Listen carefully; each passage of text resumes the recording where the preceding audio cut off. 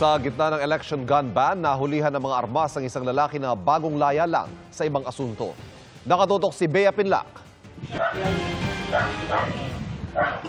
Ginalugad ng pulisya sa bisa ng search warrant ang bahay ng 31 anyos na lalaking ito. Nakatanggap daw kasi sila ng sumbong na nag-amok at nagpaputok umano ang lalaki ng baril malapit sa bahay niya sa Malanday, Valenzuela. Ang lalaki, halos kalalaya lang ng kulungan ng masangkot sa akyat bahay noong 2018. Pero balik kulungan siya ulit ngayon matapos mahulihan na may sumpak o improvised gun, live ammunition para sa shotgun at granada. Inaalam pa natin ngayon kung itong mga ito ay nagamit niya o ginamit sa mga krimen.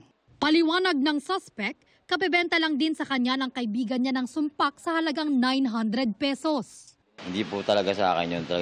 Binenta lang yun. Mga ilang araw, tinesting ko dun sa may tapat ng bahay namin. Pinaputo ko siya. Pumudok naman. Tapos, mga ilang araw, binenta ko rin yun, ma'am. Lugi pa nga raw siya nang ibenta niya rin ito kalaunan sa isa pang kaibigan sa halagang 500 pesos. Wala na sa akin yun. Hindi ko po ginagamit yung ganyan.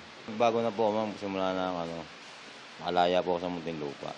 Nahaharap ang suspect sa reklamong illegal possession of firearms, ammunition and explosives at paglabag sa Comprehensive Firearms and Ammunition Regulation Act.